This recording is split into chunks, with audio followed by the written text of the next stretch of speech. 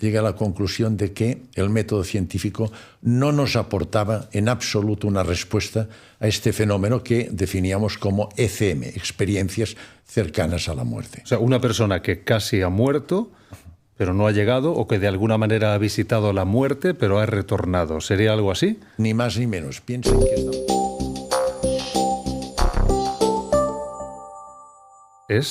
¿Qué es una ECM? ¿En qué consiste una muerte clínica? Una muerte clínica es un paciente que presenta un paro cardíaco, es decir, el corazón está, el electrocardiograma cardíaco está en línea plana, lo que llamamos línea isoeléctrica, no tiene reflejos tendinosos, hay un paro respiratorio y tampoco tiene actividad mental. Estos pacientes hay que recuperarlos, intentar recuperarlos rápidamente porque el sistema nervioso, nuestras neuronas, las células cerebrales son altamente sensibles a la falta de oxígeno y a la falta del aporte de su fuente de energía, que es la glucosa. Pues bien, yo pude comprobar, reanimando a estos pacientes, los que atendí de muerte clínica, que algunos de ellos, coincidiendo exactamente con el intervalo de tiempo en que estaban clínicamente muertos, habían tenido unas vivencias y experiencias que me llamaron profundamente la atención. Que como hacemos siempre en medicina, ante cualquier problema, ya sea orgánico o anímico, siempre nos preguntamos cuál es la causa del proceso, lo que llamamos etiopatogenia, ¿vale? Y cuál es el mecanismo íntimo de producción, lo que llamamos fisiopatología. Piensen que estamos hablando de personas que tienen electrocardiograma en línea isoeléctrica, es decir, que no hay actividad cardíaca, el corazón está parado, no tiene pulso ni tensión el enfermo. Y por otra parte, a partir de los 15-20 segundos, si practicamos una exploración encefalográfica con un electroencefalograma, vemos que también el electroencefalograma es plano. No hay ninguna de las 5 posibles ondas que podemos encontrar en un electroencefalograma de una persona normal. Una pregunta, ¿sería posible que el cerebro emitiese una señal pero fuera tan baja que no fuese detectable? Es posible. Por ejemplo, Sam Parnia ha demostrado que durante 1 hora puede existir una ligerísima actividad cerebral no perceptible con las ondas fisiológicas normales del electroencefalograma. Permítame, por favor, leer algo que dice Sam Parnia, que lo tengo aquí, lo quería apuntar para no tergiversar sus palabras, porque dijo lo siguiente. Sostuvo que la ciencia ya ha superado los límites de la muerte, afirmando que están explorando lo que sucede en esa nueva frontera, que está más allá del umbral, y lo que están encontrando es que lo que nos hace quienes somos, nuestra conciencia, nuestra individualidad, no se aniquila cuando traspasamos ese velo. Al contrario, se da una nueva experiencia que nos prepara para lo que viene después. Me pareció muy interesante por ser también un hombre de ciencias, y igual que usted, que está aquí sentado al final. ¿Las experiencias cercanas a la muerte son una alucinación? ¿Es un producto del cerebro? ¿Es un producto de la mente inconsciente, si es que puede darse? ¿O verdaderamente es una experiencia real? Creo que esto tenemos que tratarlo desde ya. En el ámbito sanitario, con el método científico cartesiano newtoniano, se han cualificado siempre las experiencias cercanas a la muerte como alucinaciones, es decir, como alteraciones del metabolismo neuronal, de la bioquímica de nuestras células cerebrales, a consecuencia de su gran sensibilidad a la falta de irrigación y a la falta de aporte de glucosa. Sin embargo, objetivamente hemos de observar y mirar las posibles diferencias que existen entre las experiencias cercanas a la muerte y lo que cualificamos de alucinaciones.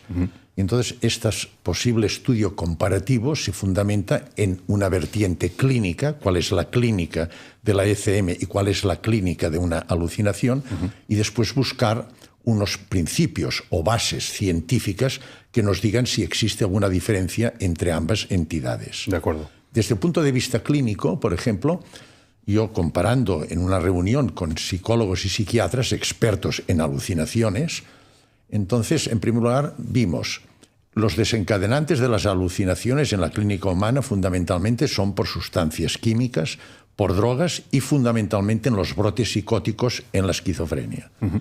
Los enfermos con ECM en absoluto tienen estos antecedentes. Es cierto que tiene el antecedente de paro cardíaco y falta de irrigación cerebral, pero no hay ninguno de los antecedentes habituales que desencadenan alucinaciones en la clínica humana. Vale. En segundo lugar, vimos que la estructuración de una ECM es completamente lógica. Esto lo comentaremos. Es decir, tiene una estructuración lógica. Coherente, quiere decir, o sea, una narrativa coherente. Una narrativa totalmente lógica. Se relaciona un hecho con el siguiente. En cambio, la alucinación tiene una estructuración totalmente absurda, no tiene ninguna lógica. Por otra parte, vimos que las experiencias cercanas a la muerte se repiten una serie de ítems en todos los enfermos. Es decir, las diferencias que hay entre la alucinación de un paciente con la de otra es más de matiz que no conceptual. En cambio, las alucinaciones, como comentan los psiquiatras, no tienen absolutamente nada que ver la alucinación de un paciente con la de otro. Son totalmente distintas. Vale. En tercer lugar, las experiencias cercanas a la muerte condicionan un impacto tan importante en el paciente que se acuerda toda su vida. Cuanto más tiempo pasa, más presente está en su mente la vivencia de la experiencia cercana a la muerte. ¿Una alucinación se olvida? Totalmente. No solo se olvida, sino que el paciente le da vergüenza. No quieren saber absolutamente nada. No hablan nunca más ni quieren saber absolutamente nada con la vivencia que tuvo durante la alucinación. Porque la alucinación se puede relacionar con esa locura que a ni nadie más ni menos, con esta alteración metabólica que puedan tener. Y finalmente, otro gran aspecto, que esto es muy importante, que es el impacto psicológico que condiciona la ECM. La ECM condiciona un impacto psicológico en el paciente, especialmente en lo que hace referencia a su concepción existencial, que cambia profundamente y condiciona un cambio en su dinámica vital, en su rol vital, cosa que nunca pasa en la alucinación. Hay un antes y un después. Ni más ni menos. Yo esto lo tengo muy presente porque yo he seguido clínicamente estos pacientes durante mucho tiempo y he podido comprobar clínicamente y objetivamente y realmente cuál es el impacto profundo que ha condicionado la ECM y en qué ha influido en su dinámica vital. Quisiera saber si el hecho de que usted investigue esto, para usted, ¿se trata de casualidad o causalidad? Yo antes, en el método científico, me fundamentaba mucho en la casualidad, en el azar. Pero a medida que uno ahonda en el estudio de estos fenómenos y llega a determinadas conclusiones que después comentaremos posteriormente, me he hecho muy devoto de una persona que admiro mucho, que es Albert Einstein. Albert Einstein tiene una frase maravillosa, que hoy día la comparto totalmente. No existe la casualidad. La casualidad y el azar no existen.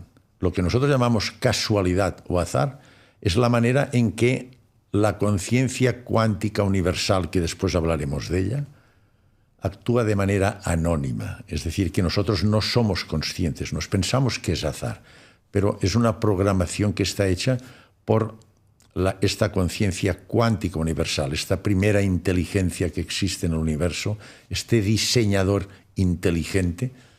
Le puedo asegurar que la persona que está controlada por su ego, es decir, yo le llamo el no yo, no es libre. No es nuestra auténtica identidad, tiene un origen materialista externo, esta persona nunca es libre, porque está condicionado sus pensamientos, su dinámica cerebral, que es lo que definimos como carácter. El carácter es la manera de pensar, ser y actuar del ser humano.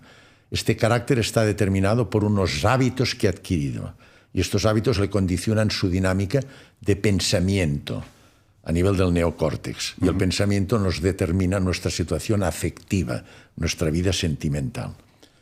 Entonces, la persona que está dominada por unos hábitos inconscientemente, hábitos que están en el subconsciente de Freud, condicionan su forma de pensar. Por lo tanto, no es libre. En cambio, la persona que está controlada su vida por su auténtica identidad, lo que le hace único, exclusivo e irrepetible, es esta supraconciencia que es holística, después lo definiremos, con la conciencia cuántica universal.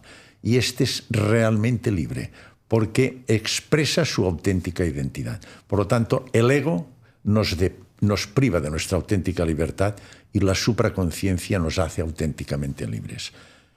Esta conciencia cuántica universal sabe lo que pasará, pero Él también nos ha dado la absoluta libertad para decidir ante cualquier hecho qué es lo que vamos a hacer. O sea, que Él conozca el final no significa que lo haya escrito, ¿sería algo así? Totalmente estoy de acuerdo con esto. Mire, esta conciencia cuántica universal, esta inteligencia primera, este diseñador inteligente, que hoy científicamente podemos demostrar su existencia, es por cosmología, estudiando el origen del universo hace 13.780 millones de años, en el Big Bang, y después en el origen de la vida en nuestro planeta hace 3.800, 4.000 millones de años. Con esto podemos demostrar la existencia de que hay un diseñador inteligente. Un dedo accionador, quizás. Es el que lo ha hecho todo. Es el origen de todo. Como dijo Parménides, uno de los sabios griegos, del nada absoluto no se puede hacer nada. Entonces, para originar el universo, para originar y crear la vida, se necesita un principio, un diseñador.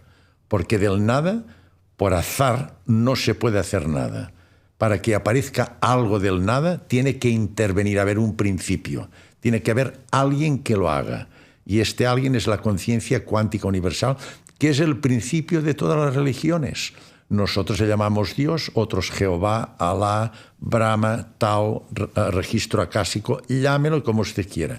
Pero hay un principio que hoy científicamente se puede mostrar. Aconsejo un libro que es un bestseller actual, que es Dios, Ciencia y Causas, de Michel Yves Borolé. Les aconsejo que lean este libro, donde se demuestra científicamente la existencia de esta conciencia cuántica universal.